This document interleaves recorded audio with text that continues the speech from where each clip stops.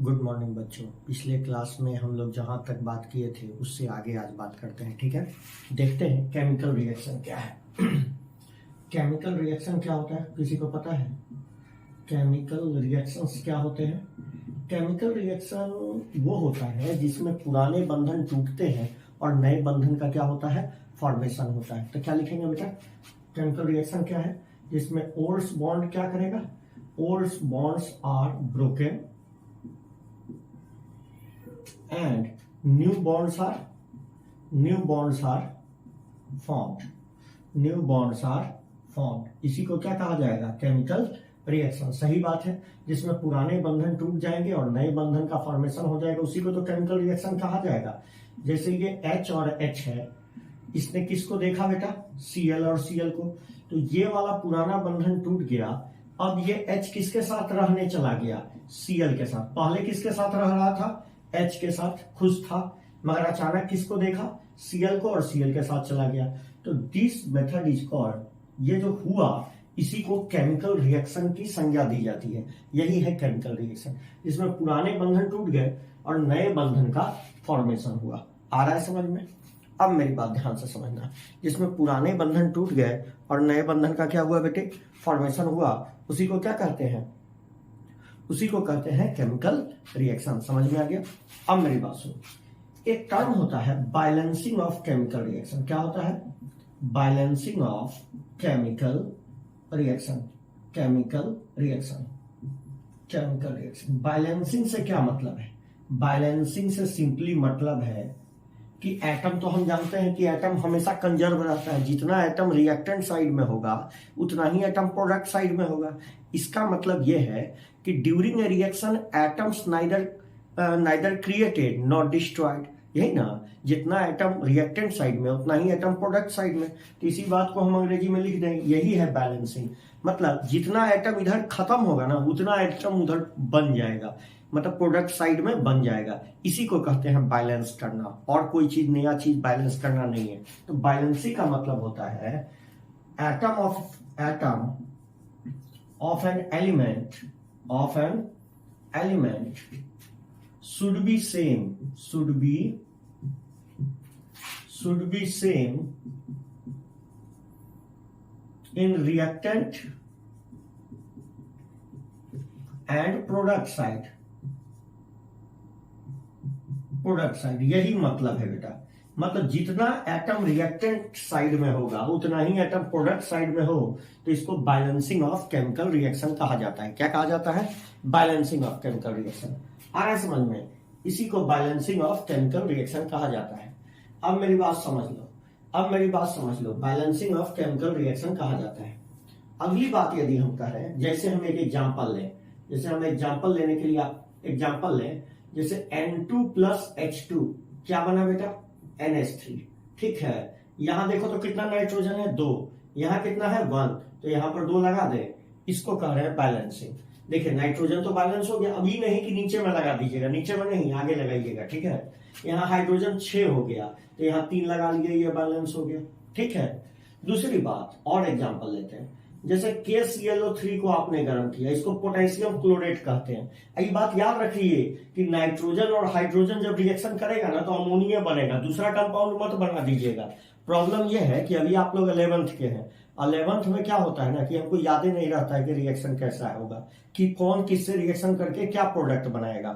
तो आपको कुछ रिएक्शन को रटना पड़ेगा, क्योंकि अभी तो हम इनऑर्गेनिक पढ़े नहीं है। इनऑर्गेनिक हमारे सिलेबस में है, आगे चल के तो हम लोग पढ़ेंगे, तो ये सब रिएक्शन आपके यूज टू हो जाएगा। इसलिए आपको घबराने की बात नहीं है, मगर अभी तत्काल में कुछ रिएक्शन को रटिए। जैसे ये KClO3 है, इसको आपने गर्म किया। देखिए इसका नाम भी बड़ा इंपॉर्टेंट है, इसको पोटेशियम क्लोरेट कहते हैं।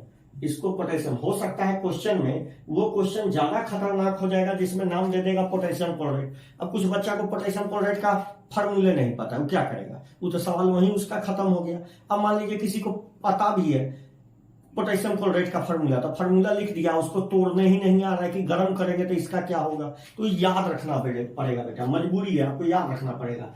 इनऑर्गेनिक के कुछ रिएक्शन हमको रटने पड़ते हैं, सही बात है। केमिस्ट्री में थोड़ा सा तो रटना है, बाकी तो हम बता ही देंगे। तो देखिए KClO3 KCl प्लस O2 बनेगा। क्या बनेगा? KCl plus O2। जानते हैं केस मतलब पोटेशियम क्लोरेट लैब मेथड है ऑक्सीजन बनाने का। तो कहिएगा कि कोई बच्चा कहेगा सर वातावरण में तो इतना ऑक्सीजन है, निकाल नहीं लेंगे। कैसे निकाल लीजिएगा भाई? हवा में एक वो ऑक्सीजन थोड़ी है, यहाँ और भी गैस है, हवा मिक्सचर है ना, तो कैसे निकाल लीजिएगा? तो निकालने का एक ना तरीका है, बनाने का एक ना लैब मेथड है कि पोटेशियम क्लोरेट को गर्म कर लिया जाए। ठीक है, तो कहिए कोई बच्चा क्या आएगा दिमाग में कि सर पोटेशियम क्लोरेट भी तो ऑक्सीजन से मिल गया। अरे गुल्लू, पोटेशियम क्लोरेट सॉलिड होता है, उड़ेगा गैस ना, तो इसका मतलब आपको क्या मिल जाएगा? ऑक्सीजन। बैलेंस करने के लिए क्या किए बेटा? देखो इधर 3 है, इधर 2 है, तो यहाँ क्या लगा दिए बेटा? 3। देखो ये 6 हो गया ना, तो यहाँ 2 लगा दिए, बैलेंस हो गया। मगर देखो जैसे यहाँ 2 लगाए ना, ऑक्सीजन तो बैलेंस हो गया, मगर पोटेशियम क्लोराइड बिगड़ गया, तो यहाँ भी 2 लगा लेते हैं। देखो अब सब एलिमेंट बैलेंस हो गया। आ गया समझ में? इसी को बैलेंसिंग कहते हैं। मतलब जितना पोटेशियम रिएक्टेंट साइड में होगा ना, उतना ही प्रोडक्ट साइड में होगा। जितना क्लोरीन रिएक्टेंट साइड में होगा उतना ही प्रोडक्ट में। देखो है, देखो ये, देखो इससे गुना भी करना है, ये नहीं कि छोड़ देना है। एक पोटेशियम सॉरी दो एक यहाँ पोटेशियम था तो 2 से मल्टीप्लाई किए तो 2 पोटेशियम हो गया, यहाँ 2 क्लोरीन हो गया। आ गया समझ में? और देखो जैसे आपने रिएक्शन करा दिया NaOH को HCl से, क्या बनने वाला है किसी को पता है? हाँ जी, क्या बनेगा? NaCl plus water. आयोनिक के रिएक्शन तो बहुत आसान होते हैं। क्या ये रिएक्शन सब जानता है ना? बेस जोड़ एसिड बराबर सॉल्ट जोड़ वाटर, यही ना?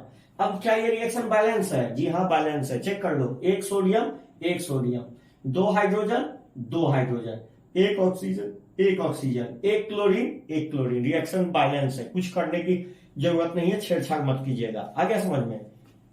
अब देखिए, यदि मगर NaOH को आपने रिएक्शन करा दिया किससे? H2SO4 से। सल्फ्यूरिक एसिड का नाम सुने हैं ना, उसी से। ठीक है, तो क्या बनेगा? Na2SO4 प्लस पानी बन जाएगा। आ गया? क्या रिएक्शन बैलेंस है? बिल्कुल नहीं है। यहां देखिए सोडियम 2 हो गया, यहाँ 1 है। इंडेक्स देखना है नीचे वाला, आगे 2 लगा दें, बैलेंस हो गया। ठीक है, तो सोडियम तो बैलेंस हो गया, मगर देखिए यहाँ हाइड्रोजन 2 है, यहाँ 2 और 2 4 है। ठीक है, तो यहाँ क्या लगा देंगे बेटा? 2 लगाते ही पूरा रिएक्शन बैलेंस हो गया। कहिएगा कैसे? देखिए यहाँ 4 ऑक्सीजन, यहाँ क्या है? 2। यहां से देखिए नीचे 1 है तो 2 हो गया ना, 4 और 2 6। यहाँ पर देखिए 2 और 4 6, सब बैलेंस। इसी को कहते हैं बेटा बैलेंसिंग, और कुछ नहीं है बैलेंसिंग। सारे एटम को बैलेंस कर देना है। आगे आइए, इधर देखिए, और हम रिएक्शन लेते हैं, ध्यान से देखते जाइएगा, देखते जाइए। बहुत आसान है, कोई बहुत बड़ा अथी नहीं है कि आपको बहुत ज्यादा दिक्कत होने वाला है। आपको बहुत ज्यादा दिक्कत होने वाला है ऐसा नहीं है। यहाँ देखिए बहुत ज्यादा दिक्कत होने वाला नहीं है। यहाँ देखिए क्वेश्चन लिख रहे हैं जैसे, और देखिए, और हम ले रहे हैं क्या? जैसे व्हाइट फास्फोरस का नाम सुने हैं ना? व्हाइट फास्फोरस के बहुत सारे एलोट्रोपिक फॉर्म होते हैं। ये एलोट्रोपिक फॉर्म क्या होता है? एक ही एलिमेंट का अलग अलग फॉर्म एलोट्रोपिक फॉर्म कहलाता है। एक ही एलिमेंट का अलग अलग फॉर्म, उसमें एक एलिमेंट कॉमन होगा। जैसे फास्फोरस के 3 एलोट्रोपिक फॉर्म मेनली मिलते हैं। कौन कौन आपको पता है? व्हाइट फास्फोरस, ब्लैक फास्फोरस और रेड फास्फोरस। ब्लैक और रेड तो आप देखे होंगे, सलाई के कांटी के आगे लगा होता है, देखे है ना? अब व्हाइट फास्फोरस नहीं देखे होंगे। ठीक है, ये लहसुन की तरह महकता है, इसको पानी में डुबा के रखते हैं। कहां डुबा के रखते हैं बेटा? पानी में। ठीक है, तो व्हाइट फास्फोरस है, ये व्हाइट फास्फोरस है, पानी में डुबा के रखते हैं। हाँ सही सुने, पानी में। ठीक है, तो व्हाइट फास्फोरस को ऑक्सीजन में जलाइएगा तो P4O10 बन जाएगा। ठीक है, इसको बैलेंस करने के लिए क्या करें? यहाँ 5 लगा दें। देखिए ये हो जा 5, यहाँ सॉरी यहाँ कितना लगा दे बेटा? यहाँ ऑक्सीजन, यहाँ फास्फोरस तो बैलेंस है, यहाँ 5 लगा दें, बैलेंस हो जाएगा। देख लीजिए 5 दूना 10, बैलेंस हो गया ना? आ गया। इसी को कहते हैं बैलेंसिंग। समझ में आ गया? अब आपका सवाल होगा कि बैलेंसिंग हम पढ़े तो पढ़े क्यों, क्या जरूरत है सर बैलेंसिंग का? तो जरा देख लेते हैं। एनालिसिस ऑफ बैलेंस इक्वेशन करते हैं। क्या करते हैं? थोड़ा अधिक ज्ञान लेने के चक्कर में हम थोड़ा जानने का कोशिश करते हैं कि ये बैलेंसिंग से हमको फायदा क्या होता है। तो हम देखना चाहते हैं analysis of balance equation, balanced chemical reaction. ये क्या बताता है? जैसे मान लीजिए ध्यान से देखिएगा, ध्यान से देखिएगा, बहुत आसान है। जैसे मान लीजिए ये N2 है, ये हमने बैलेंस करने के लिए यहाँ 3 लगा दिया और ये 2 अमोनिया बना क्या? हाँ जी बना। हम ये बोल सकते हैं बेटा कि इस रिएक्शन में इस नाइट्रोजन का एक मॉलिक्यूल यदि खर्चा हो रहा होगा तो हाइड्रोजन के कितने मॉलिक्यूल खर्च हो रहे होंगे? 3 मॉलिक्यूल खर्च हो रहे होंगे। और अमोनिया के कितने मॉलिक्यूल बन गए होंगे? 2 मॉलिक्यूल बन गए होंगे अमोनिया के। जब इसका एक मॉलिक्यूल खर्चा होता होगा तो इसका 3 मॉलिक्यूल खर्चा होता होगा और इसका कितना मॉलिक्यूल बन जाता होगा? 2 मॉलिक्यूल। तो देखिए मॉलिक्यूल पता है तो मोल भी तो पता है। मॉलिक्यूल से मोल कैसे निकालते थे? नंबर ऑफ मॉलिक्यूल पता होगा तो मोल कैसे निकालिएगा? एवोगाड्रो नंबर से भाग देके। तो क्या ये बदल जाएगा? उतने ही ना आएगा। इसका मतलब हम मोल के टर्म में भी इस बात को बोल सकते हैं। क्या बोल सकते हैं? बोलिए। यदि हम ये बात बोलते कि इसका 1 मोल यदि खर्चा होगा तो इसका कितना मोल खर्चा होगा? जल्दी जल्दी बोलते जाइए। 3 मोल। इसका कितना मोल खर्चा हो बनेगा? 2 मोल। इसका मतलब ये बहुत बड़ा चीज बता रहा है। ये बता दिया कि कौन कितना खर्चा हुआ और कौन कितना बन गया। आया समझ में? मतलब ये जो नंबर है ना 1 3 2, ये बड़ा काम का नंबर है। इसको आप कह सकते हैं स्टोआइकियोमेट्री। क्या कह सकते हैं बेटा? स्टोआइकियोमेट्री। ये इस नंबर को क्या कह सकते हैं? जो नाइट्रोजन के आगे 1 लिखा हुआ है, दिखाई नहीं दे रहा होगा, अब दिख रहा है। नहीं लिखा है मतलब 1 3 2, इसको आप स्टोकियोमेट्री कह सकते हैं। और यदि इनका रेशियो ले लिया जाए तो इनको स्टोकियोमेट्रिक रेशियो कहते हैं। स्टोकियोमेट्रिक रेशियो। अच्छा, कोई आदमी मेरे प्रोनाउंसिएशन से डिफर कर सकता है। अब हम अंग्रेज तो है नहीं, ठीक है, ऑक्सफोर्ड से तो पढ़ के नहीं आए हैं, समझ गए ना, यहीं के विद्यार्थी हैं। तो एक मतलब हो सकता है कि मेरा फोनेटिक्स उतना अच्छा ना हो, आप लोग कुछ और पढ़ें, ठीक है, मगर पढ़िएगा वही स्टोआइकियोमेट्री, ठीक है, समझ गए ना? लिख लीजिए। तो देख लीजिए, इसको स्टोकियोमेट्री, इस नंबर को स्टोकियोमेट्री और इनके रेशियो को स्टोकियोमेट्रिक रेशियो कहा जाएगा, ठीक है, लिख लीजिए इसको। अब देखिए और डिटेल में देखते हैं इसको, ठीक है। यहां देखिए और एक देखते हैं।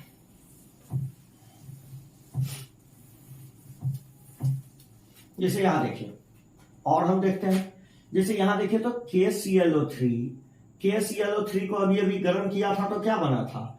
KCl plus O2। बैलेंस करने के लिए यहाँ 2, यहाँ 3, यहाँ 2 और यहाँ क्या लगा दिया गया था? 2। बताइए तो इसके कितने मोल खर्चा हुए रिएक्शन के दौरान? 2 मोल हुए ना। इसके कितने मोल बने? 2 मोल बन गए। और इसके कितने मोल बन गए? 3 मोल। मतलब हमको रेशियो नंबर क्या मिला? 2 2 3, 2 2 3। मतलब इनका स्टोकियोमेट्रिक रेशियो क्या है? स्टोकियोमेट्रिक नंबर क्या है? स्टोकियोमेट्री कितनी है? स्टोकियोमेट्री है 2 3 2 2 3।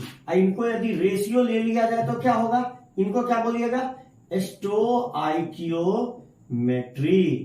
Metric ratio. स्टोआइकियोमेट्रिक रेशियो ये क्या बताएगा कि किस अनुपात में कौन खत्म हो रहा है और किस अनुपात में कौन बन रहा है। आ गया समझ में? अब एक टर्म होता है बेटे, उसको कहते हैं बैलेंसिंग, मगर ये थोड़ा स्पेशल है, ध्यान से देखिएगा। स्पेशल है, स्पेशल कंपाउंड का बैलेंसिंग। स्पेशल कहने का मतलब हम हाइड्रोकार्बन की बैलेंसिंग की बात कर रहे हैं। बैलेंसिंग या फिर लिख लें कंबस्चन ऑफ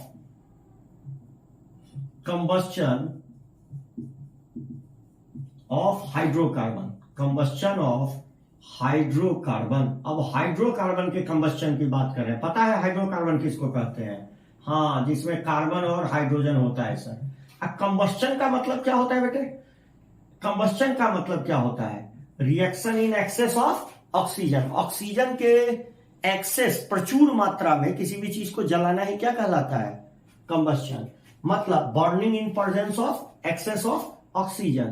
तो burning in excess of oxygen, oxygen के एक्सेस में जलाना।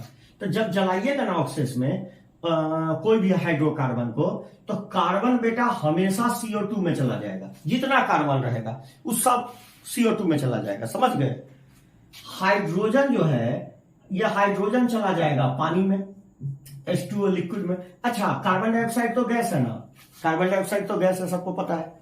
वाटर चला जाएगा, मतलब हाइड्रोजन चला जाएगा वाटर में। तो कहिएगा ये वाटर क्या ले, वाटर तो दो फॉर्म, लिक्विड भी और गैस भी। तो देखिए ना, टेम्परेचर यदि बर्निंग के दौरान टेम्परेचर यदि 100 डिग्री को एक्सीड कर गया, तो ये जो वाटर है ना, ये जो H2O है, ये लिक्विड फॉर्म में चला जाएगा, ठीक है। और यदि बर्निंग के दौरान टेम्परेचर 100 डिग्री से कम रहा, तो ये H2O 100 डिग्री से ज्यादा रहा, तो ये क्या हो जाएगा, ये वेपर के फॉर्म में चला जाएगा।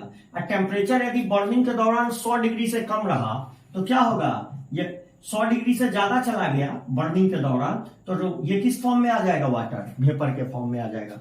फिर से सुन लीजिए, कार्बन सारा का सारा कार्बन डाइऑक्साइड में चला जाएगा, हाइड्रोजन H2O में चला जाएगा, और H2O का क्या स्टेट होगा, ये टेम्परेचर बताएगा। यदि बर्निंग के दौरान टेम्परेचर 100 डिग्री को पार कर गया, टेम्परेचर 100 डिग्री को पार कर गया, तो ये लिक्विड वेपर हो गया। और टेम्परेचर 100 डिग्री से कम रहा, तो ये क्या बना रहा, लिक्विड बना रहा। आ गया समझ में, क्लियर हुआ ये पूरा, ठीक है। अब मेरी बात सुनिए, अब जरा यहां देखिएगा, यहां देखिए, जैसे, अच्छा, मेरे तरफ से वो ट्रिक याद रखिएगा। क्या ट्रिक याद रखिएगा गुरुजी का? गुरुजी का ये ट्रिक याद रखिएगा कि सबसे फर्स्ट बैलेंस कीजिएगा, फर्स्ट बैलेंस कीजिएगा कार्बन को। किसको बैलेंस कीजिएगा बेटा? कार्बन को। सेकंड में किसको बैलेंस कीजिएगा? सेकंड बैलेंस कीजिएगा, सेकंड बैलेंस कीजिएगा हाइड्रोजन कुमार को। और लास्ट में किसको बैलेंस कर लीजिएगा? लास्ट में बैलेंस कर लीजिएगा ऑक्सीजन को। मतलब यही ऑर्डर रखिएगा, देखिए फंसिएगा नहीं तो आपको बहुत ज्यादा बैलेंसिंग आता है तो आप अपने मन से जैसे करना है कीजिए, हमको कोई दिक्कत नहीं है। मगर यदि शुरुआती अवस्था है और हम पर विश्वास है तो यही ऑर्डर काम कीजिए, काम हो जाएगा, ठीक है। अब देखिए, इधर आइए, जैसे हम एगो बैलेंसिंग दिखाते हैं आपको। जैसे मान लीजिए हमको मीथेन, नाम सुने हैं ना मीथेन का, गोबर गैस, हाँ जी गोबर गैस, जहां गोबर महक रहा है वो गोबर गैस, ठीक है, मीथेन महक रहा है। मीथेन नेचुरल गैस में 65% तक मीथेन होता है, ये एनसीईआरटी बोलता है, हम नहीं, ठीक है ना। हाँ, तो CH4 को ऑक्सीजन में जलाए तो क्या बना? CO2 plus water. आ गया, जरा बैलेंस कीजिएगा। कार्बन एक है, सबसे पहले बोले थे ना कि सारा का सारा कार्बन उठ के कार्बन डाइऑक्साइड में, हाइड्रोजन उठ के वाटर में, ठीक है। अब देखिए, कार्बन यहाँ एक है, कैसे पता चला? इंडेक्स देख के एक है, तो यहां भी एक है, कार्बन बैलेंस है। आइए सब, उसके बाद हाइड्रोजन बैलेंस करते हैं। यहाँ 4 है, यहाँ 2 है, तो यहाँ क्या कर ले बेटा? 2 लगा ले। यहाँ ऑक्सीजन देखिए, 2 और 2 4, यहाँ 2 है तो 2 आगे लगा ले, बैलेंस हो गया। आ गया समझ में? इसको इसका बैलेंसिंग बोले, ठीक है। जरा इनका स्टोकियोमेट्री बोलिए तो, स्टोकियोमेट्री कितना हो गया? 1 2 1 2। रेशियो ले लिए तो इनको स्टोकियोमेट्रिक रेशियो कहा गया। आ गया समझ में? ये रहा इनका स्टोकियोमेट्री, रेशियो ले लिए तो स्टोकियोमेट्रिक रेशियो आ गया। आ गया समझ में? अगला आइए, जैसे यहां देखिए, एसिटिक एसिड का नाम सुने हैं? हाँ, ये रहा एसिटिक एसिड, जिसको सिरका या विनेगर कहते हैं, चाउमीन में डाला जाता है बेटा। ये CO2 प्लस क्या बना बेटा? वाटर, ठीक है। जरा बैलेंस कीजिए तो, कार्बन 2 है, अंधा की तरह नहीं देखना है, दिखाई दे रहा है, तो यहां 2 लगा लीजिए। हाइड्रोजन देखिए, 3 और 1 4, यहां 2, तो यहां 2 लगा लिए। ऑक्सीजन बोलिए, यहां 2 और 2 4, मतलब 2 और 4 6 है ऑक्सीजन। यहां कितना है? यहां 2 ऑलरेडी इसमें है, तो बचा कितना? तो हमको 4 को ना बैलेंस करना है, यहां 2 लगा लिए, बैलेंस हो गया। ये रहा इसका बैलेंसिंग, ठीक है। आइए और जरा इसको देखिए तो, C6H5COOH, नाम जानते हैं इसका? इसको बेंजोइक एसिड कहते हैं। क्या कहते हैं? Benzoic acid. इसको ऑक्सीजन में जलाइए तो क्या बनेगा? एकदम बिंदास बनाइए, ठीक है, बिंदास। मतलब हाइड्रोजन को उठा के वाटर में या कार्बन को उठा के कार्बन डाइऑक्साइड में। बैलेंस कीजिए, अंधा की तरह नहीं। 6 1 7, यहां 7, ठीक है। हाइड्रोजन 5 1 6, 5 1 6, 2 ऑलरेडी है तो यहां 3 लगाते हैं, हाइड्रोजन बैलेंस। अब देखिए बहुत बच्चा को यहाँ पर ऑक्सीजन बैलेंस करने में दिक्कत आएगा, ठीक है, तो हमारा ट्रिक इस्तेमाल कीजिएगा। देखिए कैसे करेंगे। मान लीजिए आपने इसको क्या मान लिया, जेड, क्या मान लिया, जेड, ठीक है। अब देखिए यहां कितना ऑक्सीजन है, 2 प्लस के यहां कितना ऑक्सीजन हो गया, 2z हो गया, 2z बराबर सारा ऑक्सीजन इधर है, बाकी ऑक्सीजन इधर है। बोलिए कितना ऑक्सीजन, 7 दूनी के 14 प्लस 3, सॉल्व कर लीजिए इस लीनियर इक्वेशन को, क्या आ जाएगा, 2z बराबर 17 माइनस 2, ये वाला उधर लेके चले गए, तो 2z बराबर कितना आ गया, 15, तो z बराबर कितना, 15/2। इसको उठा के यहां रख दीजिए, मतलब इसको उठा के यहां रख दीजिए, हो गया बैलेंसिंग। आ गया समझ में, यही इसका बैलेंसिंग हुआ। क्लियर है, क्लियर है। आइए, तो ये हुआ बैलेंसिंग हाइड्रोकार्बन का, किसका, हाइड्रोकार्बन का। तो अभी अभी हमने कुछ देखा था, क्या देखा था बेटा, हमने देखा था कि कोई रिएक्शन में जो नंबर लिखा होता है वो उसका स्टोकियोमेट्री कहलाता है, और उसको रेशियो में ले लेते हैं तो उसका स्टोकियोमेट्रिक रेशियो कहलाता है। यही ना देख रहे थे अभी, क्या देख रहे थे, N2 प्लस 3H2 क्या 2NH3, यही ना देख रहे थे। इसका स्टोकियोमेट्रिक रेशियो, स्टोकियोमेट्री क्या आया था, 1 3 2, मतलब ये 1 खर्चा हो रहा है तो ये 3 खर्चा हो रहा है, और ये 2 बनता जा रहा है। यही ना पता चला इस रिएक्शन से, इस स्टोकियोमेट्री से। तो स्टोकियोमेट्री बता देता है कि किसको कितना लेना है और कौन कितना बनेगा। जैसे एग्जांपल देखिए, जैसे मान लीजिए हम यहां पर इसके 5 मोल ले लेते, नाइट्रोजन के कितने मोल ले लेते, 5 मोल। जरा यूनिटरी मेथड का इस्तेमाल करते हैं, ध्यान से देखिएगा।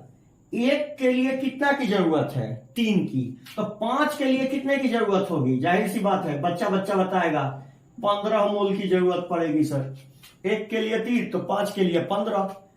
1 के लिए 2 बनता है, 1 से 2 बनता है, तो 5 से कितना बन जाएगा, ये अमोनिया कितना बन जाएगा, 10 मोल। अब बताइए, ये सवाल का सवाल है, बताइए। तो स्टोकियोमेट्री, ये जो नंबर है ये काफी इंपॉर्टेंट है। तो नंबर मिलेगा कब, जब आप रिएक्शन को बैलेंस करेंगे। क्या करेंगे, बैलेंस, और तगड़ा कमांड रखेंगे बैलेंस में। मोल में कोई रिएक्शन पर बैलेंसिंग बहुत अच्छे से आना चाहिए आपको, तभी जाके आपको इसके सवाल लगेंगे, नहीं तो इसके सवाल आप भूल ही जाए, ठीक है। आइए अगली बात करते हैं। तो अभी अभी हमने बैलेंसिंग देखा, उनके कॉफिशिएंट देखे, इनको हमने क्या नाम दिया, स्टोकियोमेट्री। क्या नाम दिया, स्टोकियोमेट्री। जैसा डेफिनेशन लिख लेते हैं भाई स्टोकियोमेट्री का,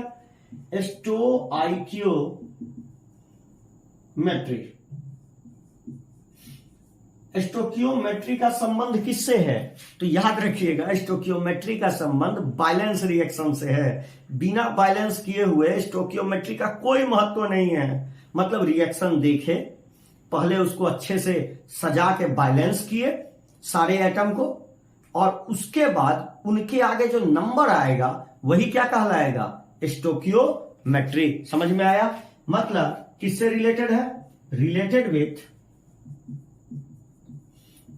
with balance reaction.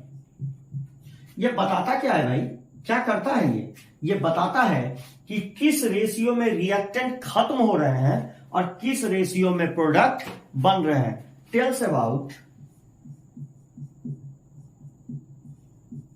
About in what ratio reactants are reacting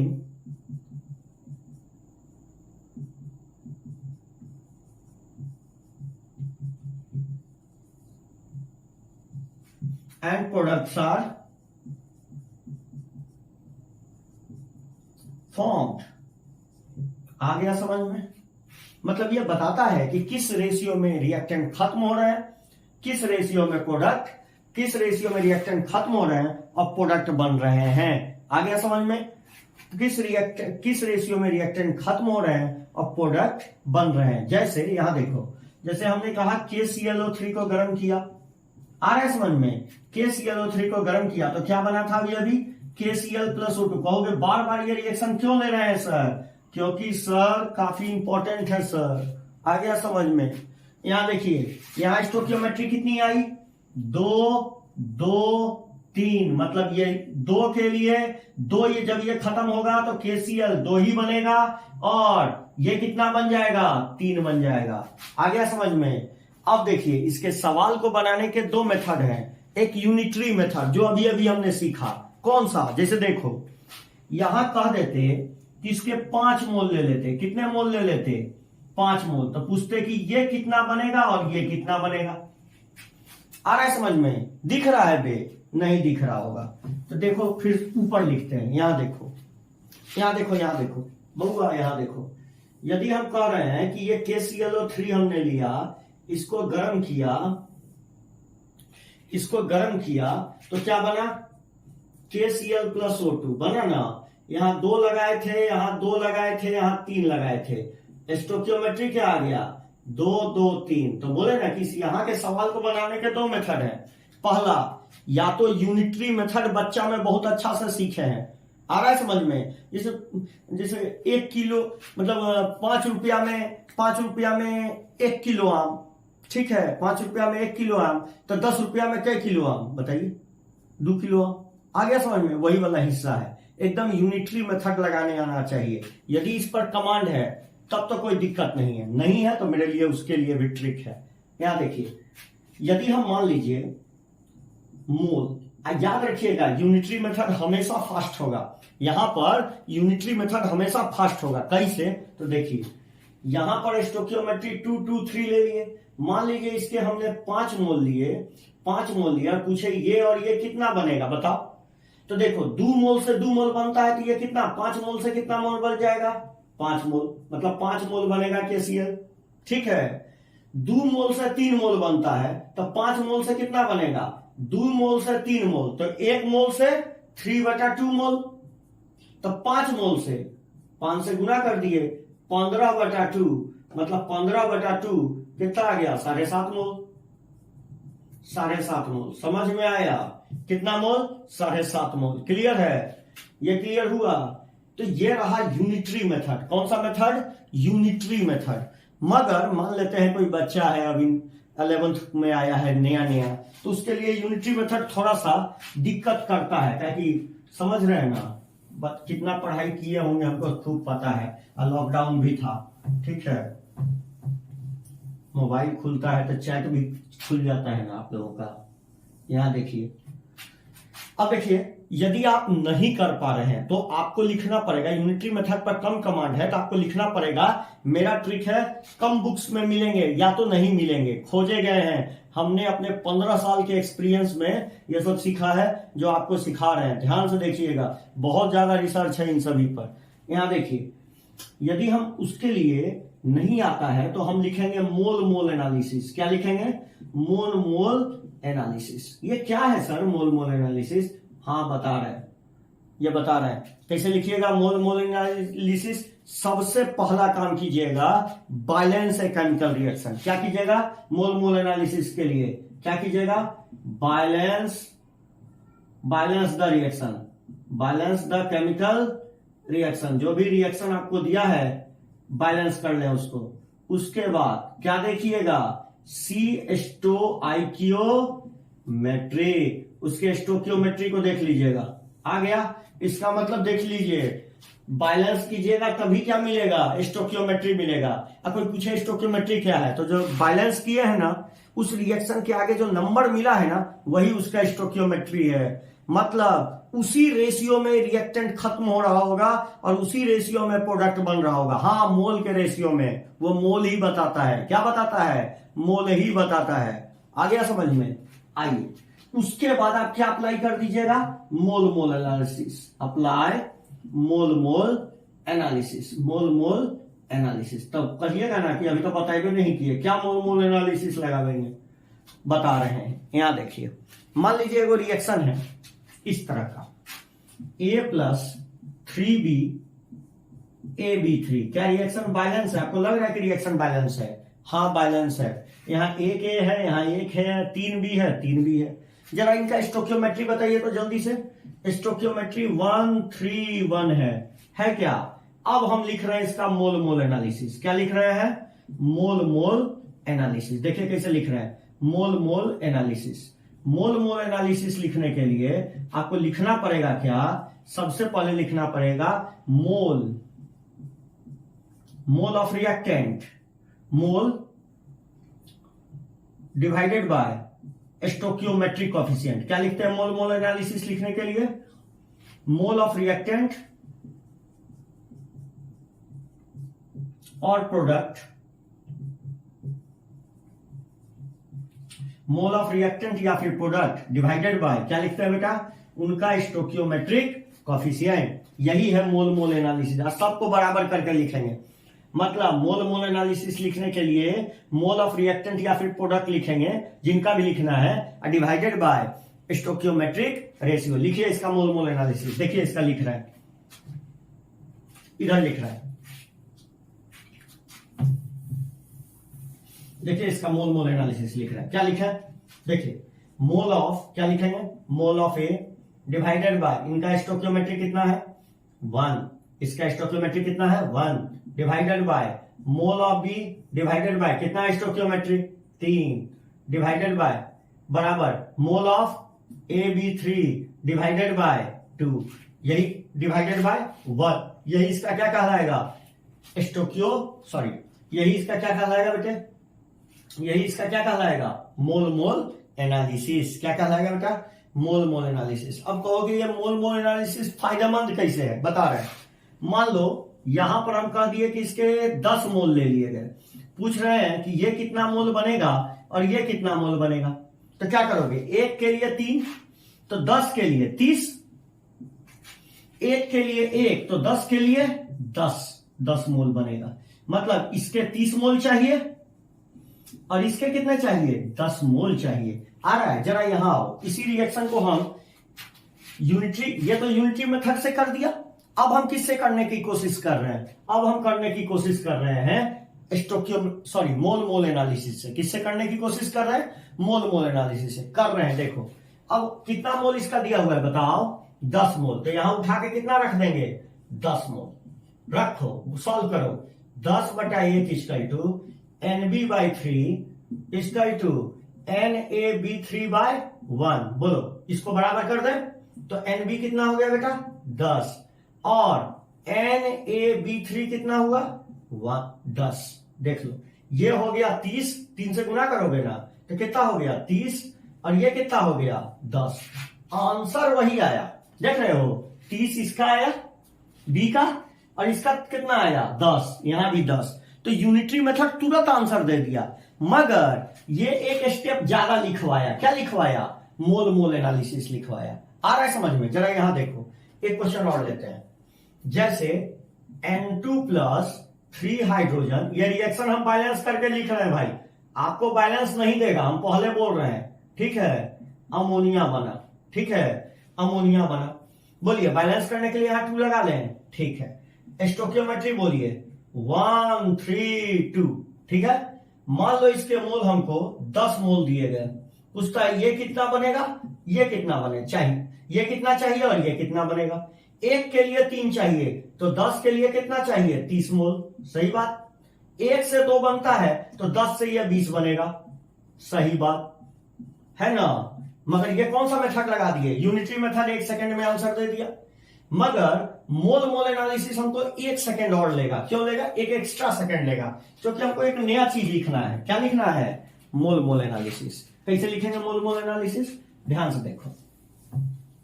इसी रिएक्शन का मोल मोल एनालिसिस लिखना है, मोल मोल एनालिसिस लिखो। तो मोल मोल एनालिसिस क्या लिखोगे, क्या लिखोगे बोलो, mole of A divided by mole of nitrogen divided by कितना है स्टोकियोमेट्री 1 है ना 1, mole of H2 divided by कितना है stoichiometry 3, mole of ammonia divided by कितना है स्टोकियोमेट्री 2।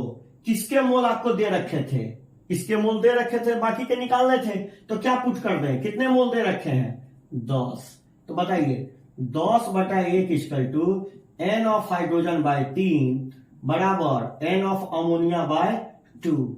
एक बार इसको बराबर कर लेते हैं और लास्ट बार में इसको इसके बराबर कर लेंगे। आ गया समझ में। तो बोलिए हाइड्रोजन के मोल कितने आ गए? हाइड्रोजन के मोल आ गए 10 × 30 और अमोनिया के मोल कितने आ गए? बोलिए, इसको बराबर कर लेते हैं। कितना आ गया? n of NH3 divided by 2 बराबर 10/1। कितना आ गया? n ऑफ अमोनिया कितना आ गया? 20। समझ में आ गया? तो ये मोल मोल एनालिसिस है। क्या है? मोल मोल एनालिसिस। समझ में आया? समझ में आया? एक क्वेश्चन और लेते हैं। क्वेश्चन है, ध्यान से देखिएगा। यहां देखो, क्वेश्चन है, कहता है कि how many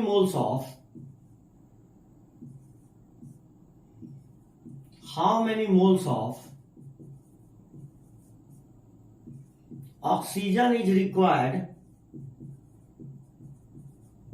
for complete combustion of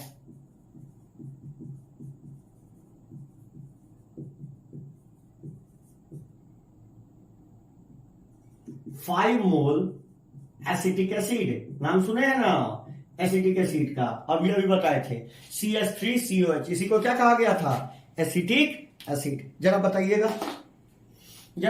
कितना मोल की जरूरत है? कैसे लिखेंगे? सॉल्यूशन बताइए, क्या लिखा जाए? एसिटिक एसिड का क्या फॉर्मूला था? CH3COH ऑक्सीजन में जलाया, क्या मिला? CO2 प्लस वाटर मिला। क्या? CO2 plus water. बैलेंस करो तो क्या लिखोगे? 2 कार्बन है तो 2 लगा दे। यहां हाइड्रोजन 3 1 4, यहां 2 तो 2 लगा दे। ऑक्सीजन बोलो 2 2 4 4 2 6, 2 ऑलरेडी मौजूद है, यहां 2 लगा दे। स्टोकियोमेट्री बोल तो 1 2 2 2। बताओ मोल किसके दे रखे हैं? इसके कितने मोल दे रखे हैं? 5 मोल। तो बताइए, पूछ रहा है कितना मोल बनेगा, कितना मोल इसकी जरूरत है, कितने मोल ऑक्सीजन की जरूरत है? तो 1 के लिए 2 चाहिए, तो 5 के लिए कितना चाहिए? 10 मोल। सवाल खत्म। कलम उठाने की भी जरूरत नहीं है गधे, ठीक है? कलम उठाने की भी जरूरत नहीं है। यदि मेरी बात को फॉलो करोगे तो पूरे केमिस्ट्री में सिर्फ एक चैप्टर भारी है। इवन हम भारी इसलिए कह रहे हैं क्योंकि आप लोग इंजीनियर नहीं है, समझ गए ना? इंजीनियर रहिएगा तो भी हल्का है। थर्मोडायनेमिक्स, ठीक है? थर्मोडायनेमिक्स थोड़ा दिमाग अभी बहुत बच्चा है, इसलिए ऐसा बोल रहे हैं, समझे? वही 4 साल इंजीनियरिंग कर लीजिएगा तो चैप्टर हलवा लगेगा। कारण क्या है? क्योंकि इंजीनियर वही चैप्टर में पढ़ता है, ठीक है? थर्मोडायनेमिक्स, ठीक है? एक के चैप्टर में थोड़ा सा कॉम्प्लेक्सिटी है, वो है थर्मोडायनेमिक्स। और कोई चैप्टर, सब चैप्टर हलवा। पूरा फिजिक्स, पूरा फिजिकल, पूरा इनऑर्गेनिक, पूरा ऑर्गेनिक, हलवा, ठीक है? आगे समझ में? यहां देख, यदि इसी सवाल को हम कैसे बनाते? मोल मोल एनालिसिस से। कैसे बनाते? मोल मोल एनालिसिस से। मोल मोल एनालिसिस से क्या लिखते? लिख जल्दी मोल मोल एनालिसिस बेटा। क्या लिखेगा? N of CH3COH acetic acid divided by कितना? Stoichiometry 1। N of O2 divided by 2। बस यहीं तक रोक दें। पूछो क्यों? क्योंकि आगे पूछिए नहीं रहा, इसी का पूछ रहा था। बोलो इसके कितना मोल दे रखे हैं? 5 मोल। तो लगा दे यहां 5 मोल। क्या आ गया? 5/1 इक्वल टू NO2/2। तो NO2 बराबर कितना आ गया? 10। देखो सवाल का जवाब तो वही है, थोड़ा सा ये एक लाइन लमड़ा देता है और कुछ नहीं, ठीक है? तो देखिए, ये रहा आपका मोल mole analysis, balancing of hydrocarbon. अगले लेक्चर में जब मिलेंगे तो इससे आगे बात करेंगे। Thank you, good night.